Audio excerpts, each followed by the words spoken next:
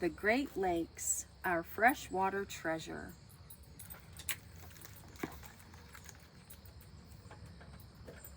Can you find them on this map? The Great Lakes, Huron, Ontario, Michigan, Erie, Superior, 5 blue jewels set a bit off center in a belt across North America's middle. It all started with snowflakes, a lot of snowflakes. About 2 million years ago, the Earth tilted and this part of the globe wound up a bit farther from the sun. It was cold all the time. If you are a snowflake back then, you were in luck.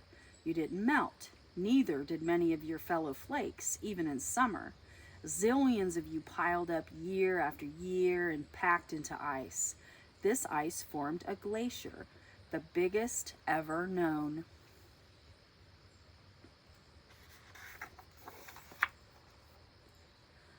The glacier covered 5 million square miles, more than half of North America. It was super tall, like 10 skyscrapers piled on top one another, about 2 miles thick in some places, and super heavy, pressing the land surface down a skyscraper deep, at least 800 feet. The colder it got, the more the ice built up and pushed the glacier forward. If it warmed a bit, the ice melted and the glacier pulled back. Colder forward, warmer back, scouring the land for hundreds of thousands of years, tumbling trees, pulverizing rocks, digging holes. A million or so years later, the Earth tilted again, and this part of the globe returned closer to the sun. Whoosh! The glacier melted. Its water was trapped in 5 glacier-dug holes.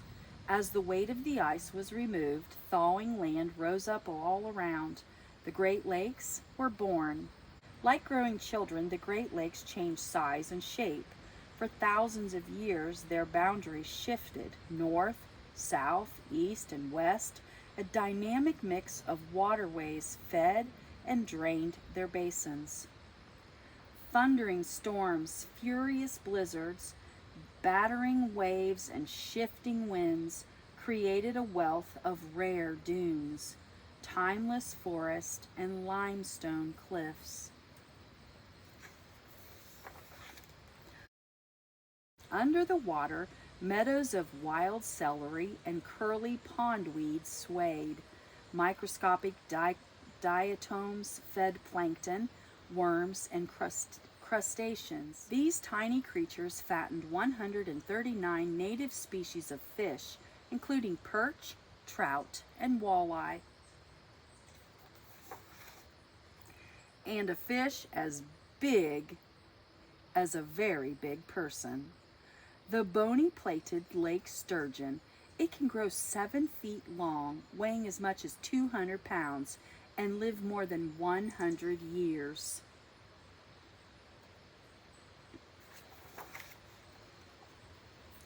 The Great Lakes took their current shape only 3,000 years ago.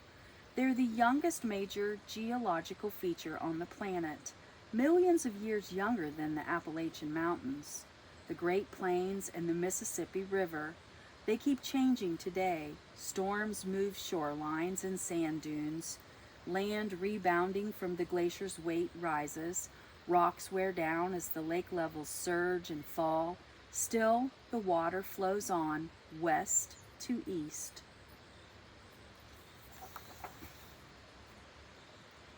If you were a drop of water in cold, deep Lake Superior, you would spend years slipping along the currents this way and that until you bounced through the churning rapids of the St. Mary's River. You'd find yourself pushed along with other drops into wild Lake Huron, bumping through the treacherous Straits of Mackinac and moving into windy Lake Michigan. But wait, if you reached Lake Michigan, you'd get turned around and travel back into Lake Huron. These two Great Lakes have the same water level and they trade drops all the time.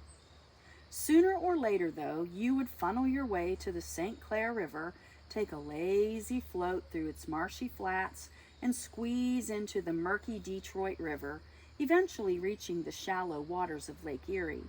Is your trip over? No. You would speed through the sloping Niagara River into Niagara Falls. You're one drop in a lot of drops, about 54 million drops. Part of 3,000 tons of Great Lakes water plunging over the falls each second. Splash!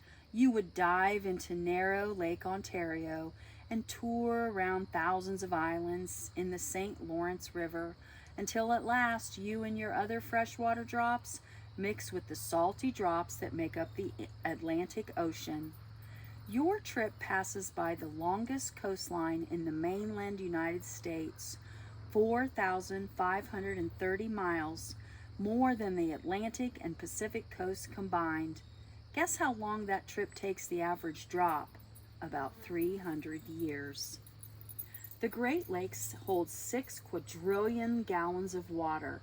That's 6 0 0 0 0 0 0 0 0 0 0 0 0 0 0 0.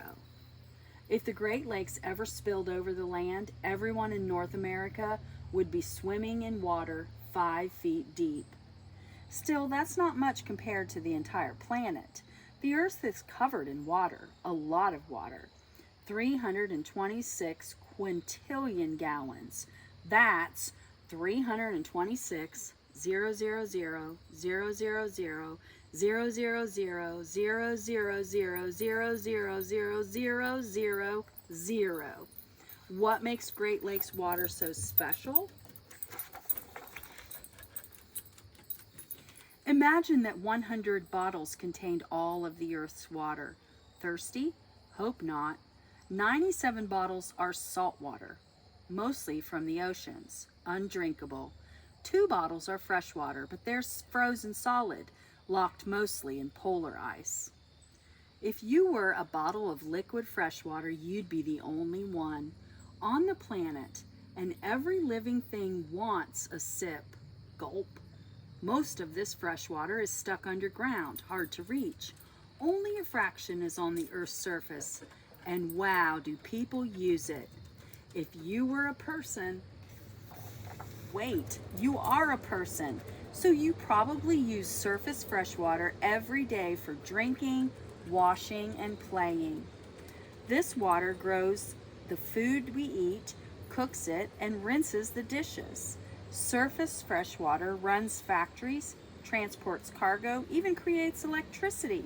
It makes up 3/4 of the water used in the United States. Where does much of this precious water come from? The Great Lakes.